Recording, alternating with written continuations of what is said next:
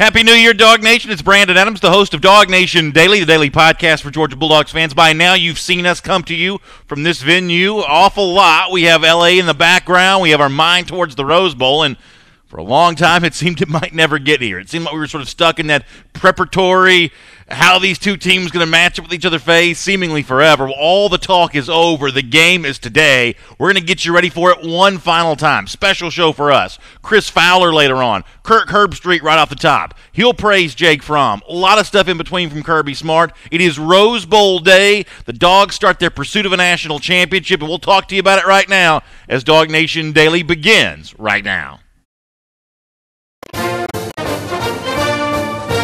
Presented by DawgNation.com. This is DawgNation Daily, the daily podcast for Georgia Bulldogs fans. Here's your host, Brandon Adams. Well, you'll be happy to know, DawgNation, as I report to you here on this early January 1st morning to start 2018, that the DawgNation is in full effect out here in Los Angeles. It's early, as I said. I've already been down at our hotel lobby in downtown L.A., and I've already seen a lot of Georgia fans kind of milling about. They've got their styrofoam coolers ready. And that's kind of always been, for me, one of the most interesting things about seeing these real long road trips and how many Georgia fans effectively try to find a way to make it very similar to any other game that Georgia plays. They've got the full tailgate set up, even though they've probably flown 3,000 miles to get here and had to rent a car, rent a vehicle. But DawgNation getting its tailgates ready to go. Georgia fans, whether they're going to be in California or watching somewhere on TV around the world, everybody's got their thoughts, their minds, and attention on what's going to happen here in just a few hours in Pasadena, California with the Rose Bowl. Today is game day. Hey, everybody, it's Brandon Adams here on DawgNation Daily. We're glad to have you with us for it. It's a kind of a special program for us. We will be a little shorter overall. We're not on the radio today. We will have a podcast posted, though, because this is, even though it's January 1st and Georgia's got a big game today, it is still a Monday. So we'll post the podcast, the audio version for the folks who expect to have that delivered to them every Monday through Friday. Over the course of the rest of the time, well, we're just going to talk here a little bit. I'll talk to you. You can talk to me. We're also going to hear from some folks later on in our show today. The guy that'll call the game tonight on ESPN television, ESPN's Chris Fowler. He'll be with us here live on the program, and we'll get a couple interesting things from Fowler during our discussion. Of course, he's, in addition to being the play-by-play guy now, longtime host of ESPN's College Game Day. So this is a guy that sort of knows the storylines that go into a game like this, the build-up for something like this. And I'll ask him what he finds fascinating about Georgia, what he maybe thinks America's going to learn here about the Dogs, because if we're honest with ourselves, we know that of the four teams in the college football playoff, Georgia along with the Sooners of Oklahoma here in this Rose Bowl, Alabama and Clemson over in the Sugar Bowl, Georgia is probably the team that most of America knows the least about. Georgia's the newcomer here. Clemson's the defending national champion. Alabama's been in all the playoffs going back to the inaugural season in 2014. Of course, Oklahoma's got Baker Mayfield. But good stuff from Chris Fowler. And at the end, Fowler makes a pretty strong prediction about this may not be the only big moment that Kirby Smart has at the University of Georgia. If you're a Georgia fan, you're going to like that from Chris Fowler. We will hear from Kirby Smart on our program today as well, including a very blunt assessment of what Smart inherited when he took the Georgia job and kind of what he's had to work through here the first couple of years to get Georgia to where it is right now. Interesting stuff coming up from Georgia coach Kirby Smart on that. Of course, we'll also talk in just a moment to ESPN's Kirk Herbstreit. Herbstreit obviously played the quarterback position. He's an analyst that's watched a lot of very good quarterbacks play, but he's impressed by what he sees from Jake Fromm, and he's got some interesting comparisons with Fromm and the quarterback they'll obviously face off against in the Rose Bowl later on today. That's Oklahoma's Baker Mayfield. Before we get into any of that, though, let me dive into just a few of your comments here. Like I said, we'll be a little casual here today. We'll give you a chance to sound off. I'll talk with you as well, and we'll just have a great time getting ready for this thing. If you're up early on the West Coast watching us, thanks for being with us. I understand back in Georgia, I've already talked to my wife this morning. She said it was snowing a little bit in Georgia, at least up in the suburbs of North Atlanta where we live. So kind of a lot going on there in Georgia, so we'll try to keep you warm with a little Rose Bowl talk. My understanding is it's supposed to be pretty warm in Pasadena yesterday, and if you saw some of our coverage from Pasadena when we went over there yesterday, man, that is a beautiful place. Y'all, wait till you see this thing on TV. The San Gabriel Mountains in the background, the sun. This is a gorgeous, gorgeous place. I can only imagine what it must cost to live there because it is a beautiful backdrop. All right, let's dive into some comments here, and we will get ready to hear from Kirk Herbstreit in just a moment. Ab Harding says Georgia's going to run all over Oklahoma today. 297 yards, combined rushing yards, and 3 touchdowns. Well, obviously, if that happens, Ab, you know what's going to happen then. Georgia's going to be on its way to coasting to a victory. And I do think the Dogs want to establish that running game. I think that's a big part of what Georgia wants to do, needs to do here today. But I think, and you'll hear this some from Kirk Herbstreit later on as well, or at least I heard him say this yesterday. I don't know if he said this actually in our interview or not. But the passing game is still important here. And we mentioned this on our special Sunday edition of DawgNation Daily yesterday, that, Oklahoma's giving up like 7.5 yards per attempt with the passing game this year. That's like 80th best in the country. So mixing in some well-timed passes on early downs, what you call standard downs, 3rd and short or 2nd and medium or on 1st down, throwing the ball when maybe Oklahoma's expecting you to run it only opens things up for the running game even more. Because as good as Georgia's running game is, as good as the Georgia offensive line has been, there is still a degree to which that even an undersized defense like Oklahoma can have some success stopping the run if it knows that it's coming every single time. So I think that's a really interesting point, and we'll kind of watch how that goes from there on that. Let me get a couple other quick comments, and then we'll hear from Kirk Herbstreit. Gary Stokes is talking about what's been talked about so much here this week, how Georgia's going to deal with the loss of Natrez Patrick. Obviously, we expect Monty Rice to be a big part of that. I think that Rice is a terrific replacement, if you will, for Natrez Patrick. And I guess Reggie Carr you'd mentioned in that discussion as well. Wayne Fullen, one of our buddies up in Pennsylvania, says it's 5 inches of snow. That was on Saturday. Now 9 inches of this morning, or -9 degrees, I should say, in South Central PA. Wayne, cuddle up and get warm. And appreciate you being with us here today on DawgNation Daily. Nicholas Dwayne Moat says Dogs can win this game 42-21. So obviously a lot of confidence rolling in on the part of Georgia fans as we get ready for the Rose Bowl here today. We're glad to have you with us here in a special edition of our program, DawgNation Daily. We call it the Daily Podcast for Georgia Bulldogs fans. We're available as a podcast today and on video, and a special guest interview to give to you right now.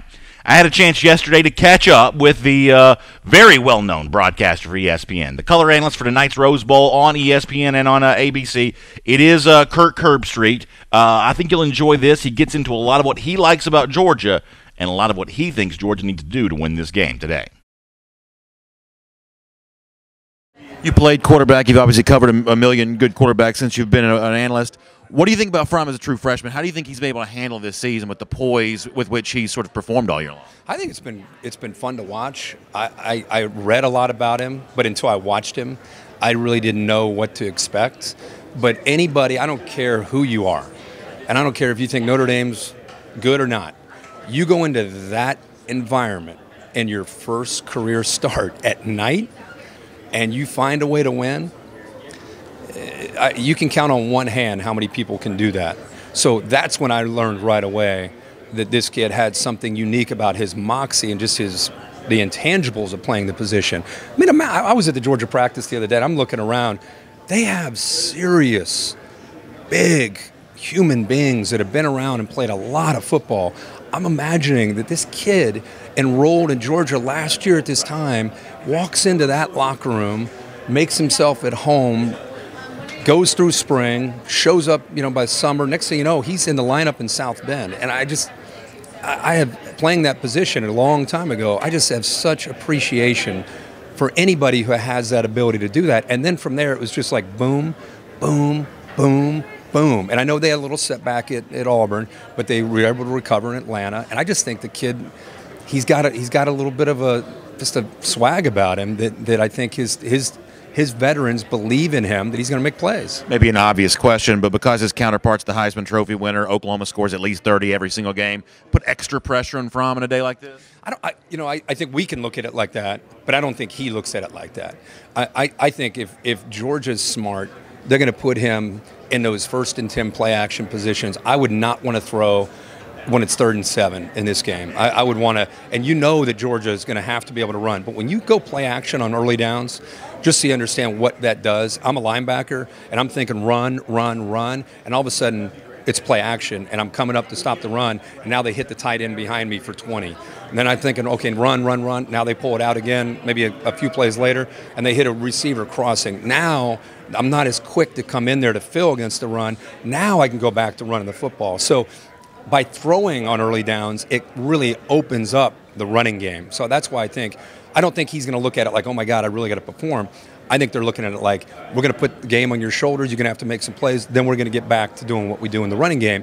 Being very balanced, I think, will be essential for Georgia. Can you beat Oklahoma just by rushing 4, or do you have to send extra pressure against Baker Mayfield? Well, it depends on how it plays out. Like I said earlier, I think the Georgia front and the linebackers that they have are very different, other than Ohio State, very different from anybody that Oklahoma's really seen. They're physical, they're fast, they can get pressure without blitzing. They've shown that ability to do that. So that's the dream scenario for Georgia. If they can't get to him, and then they have to start to take some chances and bring some pressure, you got to get to him, because this kid can create, he can avoid. You've seen how many times he's able to maneuver his way around in the pocket, sidearm throws. His thing is he buys time and scrambles around to throw. And his receivers, when you watch this game, watch how his receivers, when he scrambles, they must do a lot of scramble drills. They really work in sync with him. It's not just like backyard football where he takes off and they're just randomly running around. They clearly have their spots, and that's going to be something that Georgia will have to be able to defend when he takes off, if you blitz. How about Leslie Irving Turner in the comments section saying, listening in Malibu, California, about getting ready to drive over to Pasadena for the game. By the way, when many of you hear the podcast, you should know, as always, we're recording this 10 a.m. Eastern time, which is about 7 a.m. Pacific, a little after 7 a.m. Pacific. That's why if you're watching us right now, you see the sun coming up in the background. So a lot of Dog Nation getting ready to make their preparations to head towards Pasadena. We're glad to be part of your pregame coverage. A little different kind of Dog Nation Daily, being able to do that, but really enjoyed having Kirk Herbstreit here on Dog Nation Daily here today, and really loved his insight into the game he gets to call. We don't hear Herbstreit on a lot of Georgia games necessarily, but we will hear him for the Rose Bowl today. Interesting stuff like this. Really good stuff there from Kirk Herbstreit. Eric Bernard Clark says, I'm going to say it, it's going to be the most dominant defensive performance of the season today. How about Eric Bernard Clark picking 38-0 Dogs over the Oklahoma Sooners? I think what we've seen the hysteria, what's the better word? Not hysteria, but just the overall enthusiasm about it actually being game day. I think there's been such a build-up, such a wait for this, that the excitement of the fact that the game is here has brought out some pretty bold predictions on the part of our audience, but that's one of the reasons why we love the comments here on Dog Nation Daily, because we love to give Dog Nation a chance to sound off about that. Speaking of that, let me actually transition here before we hear from Georgia coach Kirby Smart and talk about that build-up and talk about how these coaches have handled that. It's a part of our Aldi Simply Smarter game planning. And I think when you talk about Simply Smarter game planning here for today, I think what you look back on like, say, the last 24 to 48 hours, what you realize is these two coaches, and I think it was also true in the Sugar Bowl yesterday, too. I don't know how much of the Sugar Bowl media stuff you got a chance to catch up with yesterday, but Dabo Swinney had the great line about, well, we're here. I don't know why we're here, but we're here to answer questions. I think that they were burned out. Saban kind of ribbed the media yesterday about the lack of enthusiasm he was seeing in the room from them yesterday, asking he and Dabo questions. I think you had some of that at the Rose Bowl press conference that I was a part of yesterday. Kirby Smart looked exhausted. He looked like he hasn't slept all week, and I'm sure the Simply Smarter game planning has been going probably 24 hours a day for him on all of that. So I think in these final stages, these sort of final moments in build up to the game, the game planning is not so much about the X's and O's, how you're going to stop Baker Mayfield, what you're going to do offensively to put some points on the board. At this point in time, you've either got a good one or you don't. But how you handle those final 24 hours, I do think matters in terms of the mindset with which your team approaches the actual game. The one thing that both Smart and Lincoln Riley said yesterday was that the day before the game, you had to try to make it feel like any other game. The Georgia team hotel, I had reason to be over there a couple times this week. It was a very festive place. You had a lot of fans and alumni, boosters, kind of mixed in. Same place the team was. This was a loud hotel late at night. There's a lot of partying and celebrating going on, as you might imagine. But Georgia pulls away from that last night. I think kind of quarantines themselves off and really kind of locks in on the task at hand. I'm sure Oklahoma's doing the same thing here. And as these guys wake up today, they're going to do so, even though the game's going to be played in a sunny locale, in a spot that a lot of these guys have never visited before. The football field itself is no different than the one they've played on back in Athens or around the other buildings around the rest of the SEC. And I think the simply smarter game planning for Kirby Smart today means trying to find a way to instill that idea that this is going to be like any other game today. The stakes may be higher, the location may be different, but we're going to treat this like we've treated all our other games, and that's obviously worked out well for Georgia thus far, to the tune of a 12-1 season, and this close, on the doorstep, potentially, of a spot in the College Football Playoff National Championship game. It's Simply Smarter Game Planning. It is brought to you by Aldi, and of course it's New Year's Day, a great holiday, and a great time for you to celebrate the holiday. Maybe a delicious meal, the bubbly spirits, your favorite company. By the way, speaking of that, do people still do the collard greens and black-eyed peas for New Year's? Mark, do you know what this is? The collard, yeah. The collard greens are for money. Is that right? The black-eyed peas, I think it's for good luck. I may be wrong what the black-eyed peas are for. I know the greens are for money. So whatever, if that's still a thing, Aldi's going to have a great deal for you on that. You can stop by everything that you need to get everything for a magical holiday soiree, just the old-fashioned collard greens and black-eyed peas. You got a tailgate going on for the Rose Bowl. They got you taken care of there. It is Simply Smarter Shopping in Aldi, and we appreciate them bringing Simply Smarter Game Planning to us here on DawgNation Daily. I'll get more of your comments coming up in just a moment. I love what Ashley Watson says in the comment section. California just got more beautiful with all that red running around there today. Yeah, listen, Ashley, it has been cool to see over the last 24 hours or so, because we've been here since Tuesday, and early in the week you did not see a lot of Georgia fans, but I was in Hollywood some on Saturday, a lot of Georgia fans there. Beverly Hills last night, a lot of Georgia fans, of course, there. Downtown LA, Georgia fans all over the place. I would imagine. Now, I didn't take part in the ringing in the New Year type stuff. I was already kind of tucked in bed by a lot of the time a lot of that kind of stuff went down, but I imagine a lot of Georgia fans were really enjoying that and having themselves a good time. By the way, I will say this, and I promise we'll get back to Kirby Smart after that. This is my first time ringing in the New Year on the West Coast. Can I tell you something I was a little bit surprised about? Do you know that if you turned on the TV last night, like 11:45 local time, they were just showing a replay of what happened in New York? Like, you'd think they have, like, a West Coast, like, ball drop of some kind, some sort of special LA, Las Vegas type deal. I was watching it on TV a little bit. It's just like the replay from New York from earlier, and I think there was some stuff from New Orleans. It was a little bit of a letdown, a little bit of a disappointment on that, if you don't mind me saying so.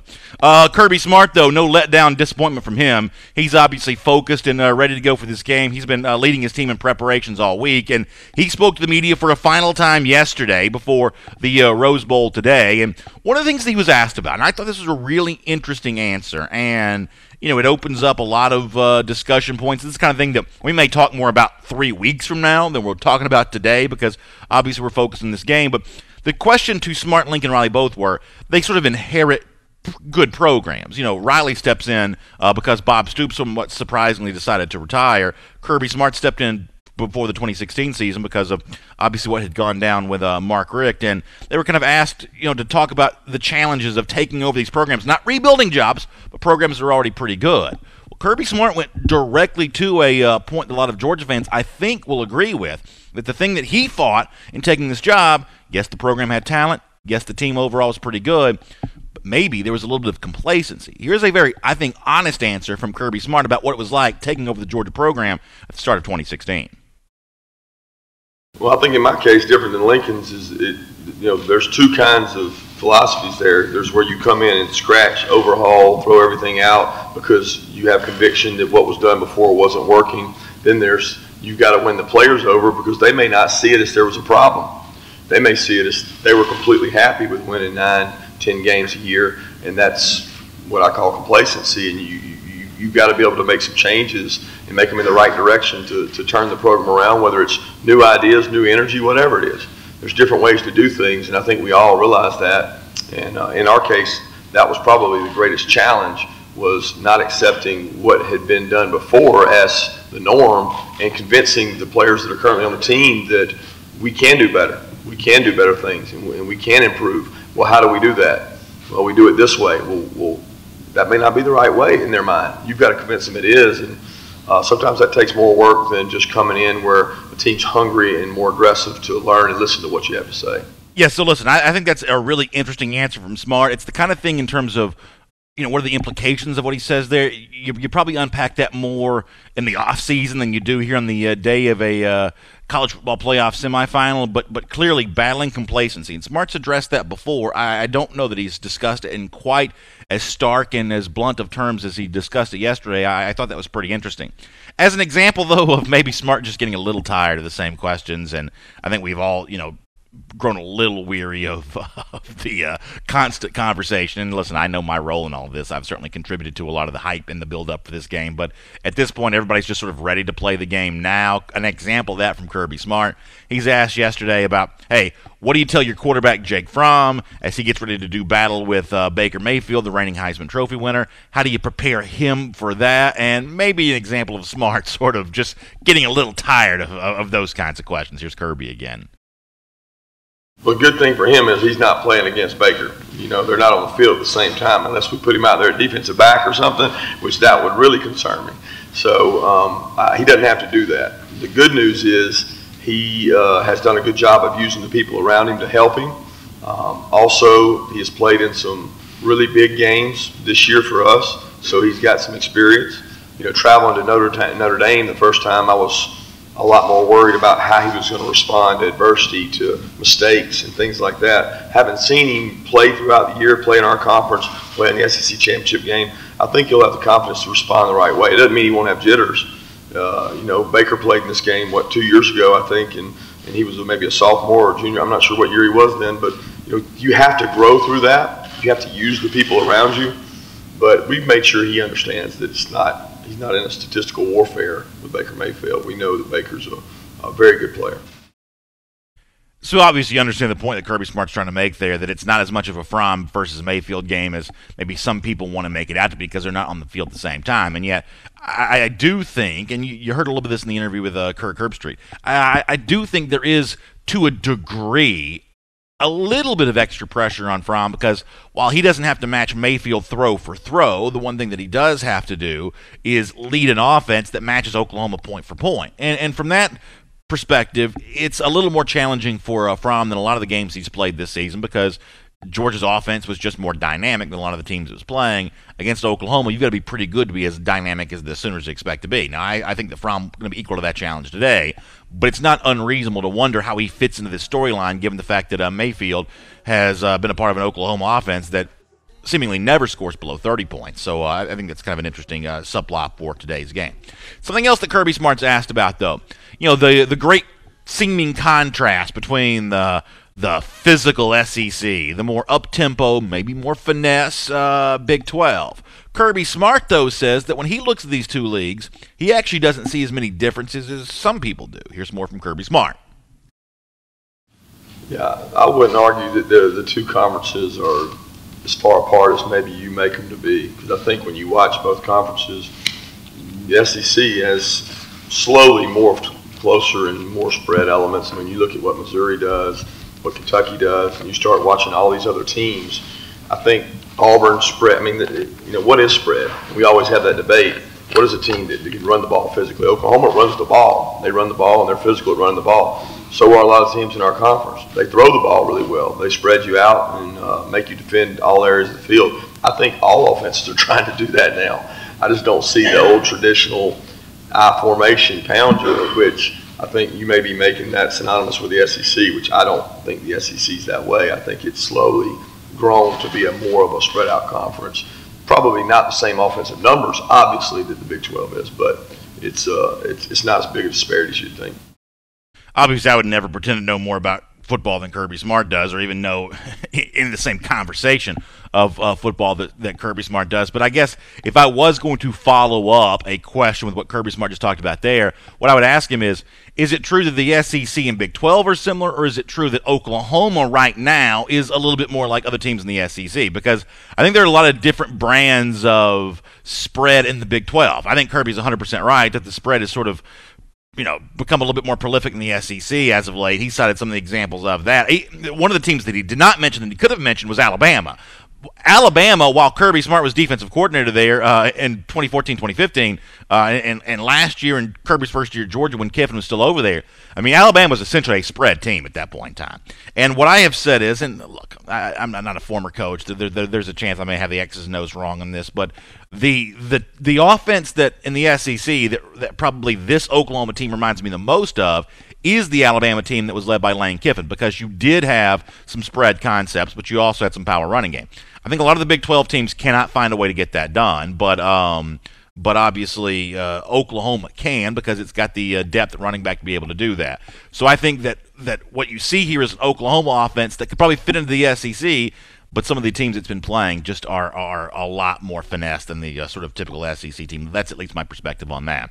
Of course, Georgia today going to lean heavily on its two running backs, Nick Chubb, Sony Michel, two guys that have been leaders of this program, not just this year, but throughout their Georgia career. Kirby Smart was asked yesterday, what's it like thinking about being at the end of the run here? Either two more games to come, maybe just one more game for Chubb and Michel. Does that seem weird to think that their time in the Georgia uniform is coming to an end? Kirby actually gives a pretty funny answer here. Here he is.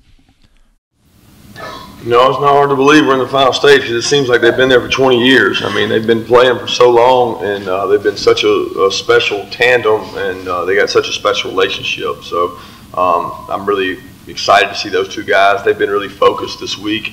They're two of the most driven guys on our team, the ones that don't get distracted, the ones that are in every meeting. I mean, they sit in every special teams meeting, even though they're not on it. They're in there at the front of the room. They're making sure guys are attentive. I mean, they're what you want to be the face of your organization and leadership in your organization. And I give each of them tremendous kudos to the way they've managed coming back, being bought in, not being selfish, being patient, and doing a great job of leading our program. And they'll be forever remembered as probably the best duo to play at Georgia. Yeah, listen, I know that you all feel the same way I do on this. Hopefully it's two more games for these guys in Georgia uniforms, but watch them closely. Watch Michel today, watch Chubb today. Enjoy them in this moment and the chance to be on such a big stage to close out their Georgia career. I've loved seeing those two guys this week, always side by side, always smiling, taking in every moment of this. They seem to be appreciating their time in the sun, both literally and figuratively, and it is a great thing to see. And I obviously, as Georgia fans, hope a big part of this game plan today centers around them. One of the guys that has great insight into how Chubb and Michel might be used and kind of what their significance is to the rest of college football here and the country that's going to be tuning in to see them today is the guy who's got the play-by-play call for this game today here on ESPN. He's a longtime voice of the sport, Chris Fowler. A lot of really keen insight into Georgia. And stick around at the very end of this interview, because Fowler seems, I think, to be a pretty big believer that there's a very bright future to come for the Dogs with Kirby Smart as coach, that this spot in the college football playoff may not be the only big stage these Dogs are on. Here's Chris Fowler. I think you'll enjoy it. So when you look at Georgia, they are sort of the newcomer to this party, right? I think the country probably knows more about Clemson, Alabama, Oklahoma. What's fascinating to you about the Dogs? Well, I mean, you've got a team that represents the great tradition of Georgia and a very traditional type of football team, a team that runs, that is physical, plays great defense, is sound, doesn't make mistakes. I mean, Vince Dooley would be proud of that kind of football team, and I think it's very reflective of Georgia's tradition. I think you're right, though. I do think that Georgia has not been the face of the SEC to a national audience. That clearly has been Alabama. So I think that not enough of the country is really acquainted with Georgia's stars. They don't know enough about Nick Chubb, considering the career he's had. They're still getting to learn about Jake Fromm, who hasn't done a lot of interviews all year. So he's been this name, this guy in a highlight, but he hasn't been a personality to people. Roquan, I think, being the face of the defense, is still not well known enough. But all that could change on Monday night. You saw Baker Mayfield at practice this week. You tweeted your concern that he was going to be 100%. Obviously, it's a storyline that y'all want to be able to cover. I mean, what did you see from Mayfield during practice this week? Well, practices are closed, and we're kind of sworn to secrecy. He didn't sound good. I think you saw at the press conference that his voice has been affected, and the flu symptoms are very real. He's been taking every medication known to man, I think, to try to get over it. But I don't think it's going to affect his preparation in a significant way or his performance on Monday night. I think that, a competitor like that, adrenaline is a terrific medicine for whatever ails you, and I think he'll be fine. But it's not ideal to go into an athletic event without your body feeling good, and he hasn't felt good this week. So, but I think he'll overcome that. You've covered Alabama for a long time. You've seen a lot of SEC programs try to copy Alabama with former Saban assistants. Why do you think that Kirby Smart has sort of replicated that better than maybe Jim McElwain or some other former Saban assistants were able to? Well, number one, Kirby's surname is very appropriate. I mean, he's a smart guy who took copious notes and observed Nick's way. And I think when you watch Georgia practice, when you watch Kirby conduct himself sometimes, you see a reflection of Nick, and you'd be foolish not to emulate that, having been around it. Good question. I think that Georgia's personnel was strong. I think that some credit has to go to Mark Richt because the cupboard was not bare. There were terrific athletes on campus, and Kirby's ability to get them to buy in, to understand that there was still a lot to play for in their careers, even though they hadn't had success, and even though they didn't have the success they wanted in his first year, shows that he's got all the skills that you want in a head coach, and not just a good defensive mind. So I think he learned from Nick in lots of different ways, but I think people have realized for a while that if you get fresh energy in Athens and you get Georgia cranked up, I don't want to say sleeping giant because it wasn't exactly asleep, but I think all Georgia fans would agree it wasn't exactly reaching its potential either. I think people are now seeing on the field, on the recruiting trail, look out. This is not a one-year phenomenon. Georgia is to be reckoned with in the conference and nationally, I think, for years to come.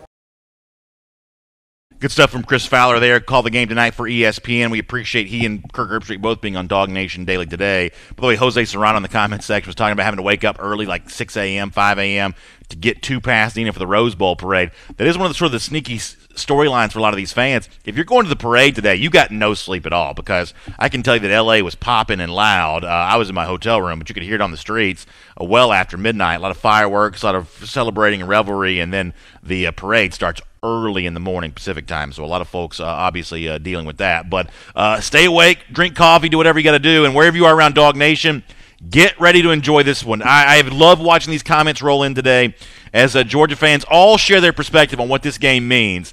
It's as big as any of us have ever been a part of. I can promise you that. It is a monumental day for sure, and we think it's going to be a good day for the Dogs. We think Georgia's going to win. We'll be back tomorrow morning at 10 a.m. talking about it again, another episode of DawgNation Daily. Very special edition of the Dixie Vodka postgame show from the bottom of Rose Bowl Stadium here today. Make sure you're back on the DawgNation Facebook page for that. We'll have the dog walk for you live from Pasadena a little later on. Jeff Sintel going to be a part of that. I'll also squeeze in real quick here before we say goodbye. Georgia's playing for a national championship maybe after today. Florida is, well, they're sitting around doing nothing. No bowl for them. And 299 days from right now, Georgia's going to beat them again. That's our Gator Hater countdown. Even on New Year's Day, we do the Gator Hater countdown, because here on DawgNation Daily, our New Year's resolution is to hate Florida more in 2018 than we hated them in 2017. And that's one I think we'll find a way to live up to. But that's something to worry about later on. For now, it is Rose Bowl day. It is a unbelievable platform for the Georgia program to be placed upon today, with a great opportunity ahead of it. Wherever you are, find some friends, settle in, get ready to watch it in California, anywhere in the world. Just take it all in and enjoy every moment of it with the people that you've always celebrated these kinds of games with. Thanks for letting DawgNation Daily be a part of your pregame, though, for it. We appreciate your time on that. We'll look forward to bringing you more coverage later on today. Y'all have a great day. Happy New Year. Enjoy the Rose Bowl.